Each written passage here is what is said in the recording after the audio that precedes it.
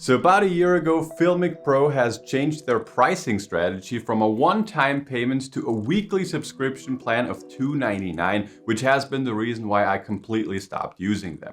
Ever since then, I have mostly just been using the native camera app or the Pro video mode on Android phones, but just now Blackmagic has announced their brand new app for the iPhone, which claims to be the best one out there. It has all the features that you could ever wish for, and the best thing, it's completely free. In this video, I'll give you an in-depth walkthrough through the entire app. So let's get started.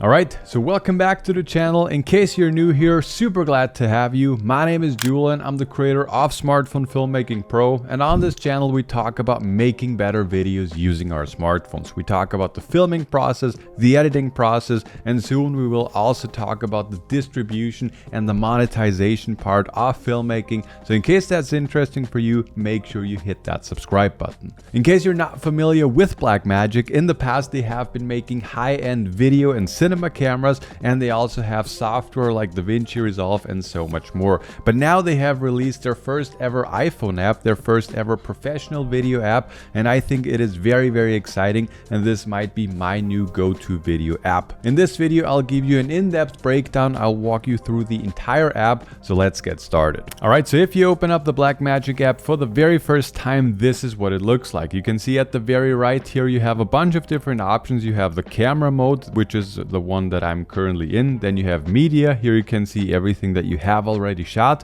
Then you can access the chat, but you need to log into the Blackmagic Cloud, and I think you have to pay for this. And then at the bottom you have all your settings. I will cover all of these settings here at the end, but I would like to start off with the main camera app, and I want to just walk you through the entire thing and share a little bit like how it's working and where you can find everything. So one thing that I personally really like with the Blackmagic Camera app is the simplicity. It's super easy to find things, and generally speaking, what I mean by this is, for example, if I wanted to change the lenses, because currently I'm in the ultra wide angle lens, and if I wanted to change this, you can see at the top left it says lens in 13mm, and if I want to change this, then all I gotta do is just tap on this, and then I can change from the ultra wide to the 1x lens, but also to the 3x lens, and I could also change this to the front camera. I will now switch back to the ultra wide angle lens on the back, and this is something that goes through the entire program. If I wanted to change my frame rate, for example, I could just tap on FPS, and then I could change that. If I wanted to change my shutter angle, notice that I'm not in the shutter speed, but actually in the shutter angle. And shutter angle is also something that is super cool and super helpful. This is something that you usually only get with cinema cameras, because there, if you dial in 180 degrees, then you automatically always will have a shutter speed of twice your frame rate, no matter the frame rate that you're in. So this is super helpful. But if for some reason you wanted to change that, again, just tap on shutter, and then you can dial in basically any shutter angle that you want, and you could also change this to shutter speed if you're more familiar with this. Next to that, you have iris. You can't change this on smartphones, so that's it. Then we also have the ISO. You can see the lowest that I can go here on my iPhone is 32, and the highest is, let me check, it's actually 3000. So yeah, these are the ISO ranges that you get. Next to that, we have white balance. There you also have a bunch of presets that you can go. You have sunlight, you have indoor, you have a bunch of different options. You can just try them out, or you could also just dial in manually what you want. And then you could also just lock this by tapping on the lock right here. And this is also something that is really cool. And also, whenever you press the record button, it automatically locks the white balance, which is something that the native camera app can't do. So this alone is already a reason to upgrade for me personally. And then next to white balance, you also have the tint, and there you can basically change from a more greenish to a more magenta-ish color scheme, depending on where you're filming, to get the most natural looking image. So overall, as you can see, the navigation is super simple. At the bottom right, you can see the audio levels, and if you wanted to change this, if you have any kind of microphone plugged in, just tap on that, then this icon or this menu here pops up, and then you could change the audio gain. You cannot do this if you have not plugged anything in yet. Then you can also see the storage that's still available, and at the bottom left you can see a waveform. If you want to focus on something, if you want to lock the focus and the exposure, then basically you just tap on the screen once, then you can see AE and AF, and then just long press on it until it says AE and AF locked, and that's basically the same and how it also works with a native camera app. And you can now see here at the right that there are some locks now, so you can see that everything is locked and nothing will change no matter like how the environment is changing. And you can also unlock this but just by tapping on it one more time. You can see next to the preview monitor you also have a bunch of different options, and I will now walk you through all of the different options that you get there. If we're starting out at the top, if we tap on this, you can see the first thing is the zebra, and this basically shows you the parts of the image that are the brightest and that are maybe a bit overexposed. As you can see here, for example, with the ring lights, this is one of the brightest parts of the image. This is why the zebra is peaking, and you can also change the intensity. Below that you can access the peaking, and basically you can see these red dots that you have here. This shows you that these parts of the image are in focus, and you can also here change the intensity, and you can also turn it on and off just by clicking on here. Next to that you can dial in the grid if you want to have it or not. This is something that I'm always recommending to turn on. Below that you can dial in different kinds of aspect ratios. For example, if you wanted to film in 2.35:1 or in even something more extreme than that, you can just activate this, and then you can see how much of your frame will be visible and how much will be cut off. So you can see everything starting from here will be cut off if I wanted to, publish a final video in 2.39:1. Another thing that's also really cool with this app, if you wanted to attach an anamorphic lens, for example, no matter if it's a 133 or 155, you get an automatic desqueeze right directly in this app, but I'll show you where to get there in just a minute. All right, so below that, there you get the next thing, and this is basically sort of like a safe area that you can use for certain things, so you can dial it into like whatever that you like. Below that, you get a very high-end feature that I'm not sure if any other iPhone app has yet, but I'm not quite sure there, and this is basically false color. And there you can see at the left here you have a scale, and basically this tells you or just gives you an overview over the overall exposure of your videos. So as you can see, red means overexposed. So as you can see here at the top right with the ring light again, this is overexposed. And yeah, I won't cover the entire thing on like how false color works right now in this video, but if you're interested in that, we'll definitely cover this in a future video. But something that's even way cooler than this, in my opinion, is what's below that, and this is a LUT.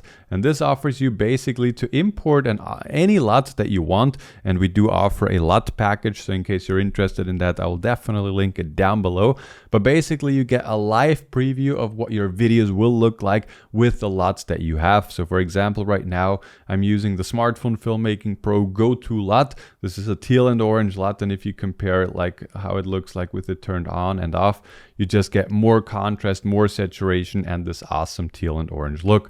This is something that is super, super cool to have this in such an iPhone app. Below that, you get to dial in the focus. So as you can see, I'm currently in the manual mode, but if I wanted to change this to automatic, you can see I can focus very, very close to something like this even. So yeah, and if you want to have an autofocus back again, you can just dial it in automatically. So this is also something that's really cool. Below that, you get the exposure. You can see I can turn this to auto, but I can also turn this to manually. If I want to make my images brighter or darker, I can change the overall exposure of the videos. But as you can see at the top, the shutter and the ISO and everything is changing, so you can basically dial in everything just as you like it. Below that is just a rec button. Just tap on this and you will start a recording. As you can see, we're now recording. And stop that again. Below that, you can dial in the stabilization, so you can turn it off completely, standard, cinematic, and extreme. To be honest, for like 99% of everything that I'm shooting, I'm just leaving this at standard. Below that, you get the loop with the little plus icon. Here you can just zoom in, but keep in mind that this is just zooming in digitally. This is not using the different lenses. Again, remember, as we have been talking about before, if you want to change the lenses, you can do this just by tapping on lenses here. But that's just a little reminder. And at the bottom here, you can basically just dial in like some of the metadata and some of the scenes. And yeah, if you were to make a short film, for example, you could do everything in here. You can dial in the director, camera operator, and everything. So this is where you could be doing this, and this is more helpful if you were to shoot like something like a short film or something like this. So this is basically a quick overview over everything that you can change in the camera itself. And now let's hop into the settings, because this is also something that's really cool. At the top here, you can see we are in the record settings, and they can change the codec. As you can see, currently I'm in H.264, but you can also film in ProRes in basically any flavor that's out there, or you could also film in AVC, H.265, just depending on what you prefer. For me personally, for most scenarios, I'm just going with H.264. Let's go back here. You can see the resolution that I'm using is 4K. That's fine for most things. And I'm also in the Rec. 709 color space and not in the Rec. 2020 or P3 D65.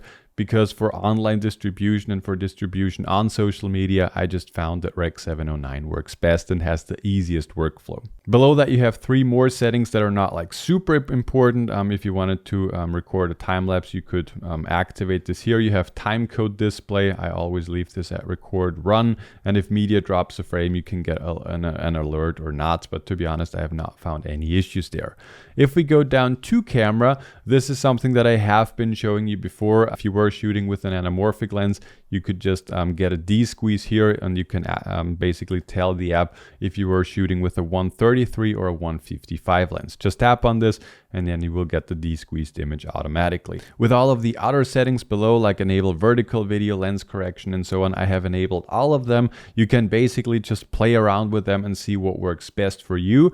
Here you can also change the shutter speed and shutter angle. Like I said, for me personally, I love shutter angle because this is something that I get with my cinema cameras as well. And then I can just really dial in the exposure just as I like it. I can add ND filters like to just get the correct exposure without having to change the shutter angle like anytime. And then you could also activate the trigger record indicator with a beep and flash, but to be honest, I just leave this turned off. When it comes to the audio, you have a bunch of different settings. If you plug in an external source, as I have mentioned before, then you will be able to pick that right here. It will show up right here. And then when it comes to audio format, I just like to leave this at AAC. I leave this at stereo, sample rate also at audio. You could play around with this, but to be honest, auto just works fine for like basically everything that I'm doing.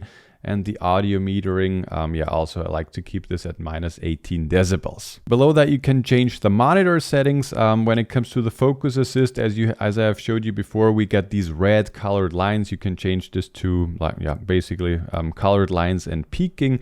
When it comes to the focus assist, you can change the color. As you have seen before, for me, this is red currently.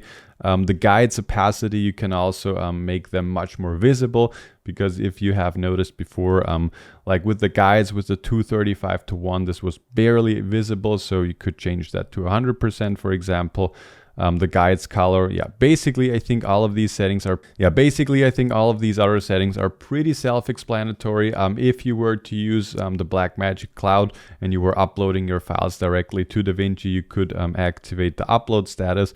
I'm not using that currently, and if you wanted to see your battery indicator, you could also activate this. So overall, I think all of these settings, they are just very individual, and you can just, dial them into what you like. With the media, I have just proxies only. I do not need the originals as well. I do not have activated the auto upload because, as I've mentioned before, I do not use the Blackmagic Cloud yet, at least. The file name convention, you can leave this at Blackmagic Camera or just use the basic iOS features. I like to keep them with the Blackmagic just so that I know like what I shot with the Blackmagic and what I shot with the native camera app. When it comes to working with LUTs, I have showed you that before very briefly. Here you can basically just toggle it on and off. I of course like to leave this on, and here you have the LUT selection, and there you can basically just load in your LUTs that you want. As I've said before, I'm using my own LUTs. You have the SFP Go-To LUT and the Outdoor Teal and Orange. I just have a bunch more, but these are two that I have already imported. And just with a simple tap, you can activate them automatically. And this is just something that's super, super cool and helpful. Blackmagic Cloud, as I've mentioned before, I'm not using that currently. Then you can just reset everything and then you get the about. So that is basically it. If you were to work with a team, you could also use the chat feature. And here under the media section, you will find all the clips that you have captured. So there you have it, an in-depth overview over the new Blackmagic iOS app. I think it's super easy to use. If you're using it for a couple of minutes, I think you will be able to find everything very, very quickly. I think the amount of features that it has is just super fantastic. And in my opinion, I think an app like Filmic Pro, for example, you know, has basically no upsides compared to this, and this is completely free. So I think they will have a very, very hard time in the future. If you would like to see anything more specific about this app, then definitely make sure to let me know. I have not yet shot anything proper with it, but I will do so in the next couple of weeks. So I will also definitely keep you guys updated with that. In the next couple of weeks, I will definitely be going outside and shoot some proper projects with this app to keep you updated, like how it's performing in some real world scenario. In case you would like to learn how you can edit your videos directly on your smartphone or on your computer, we have just recently launched a CapCut masterclass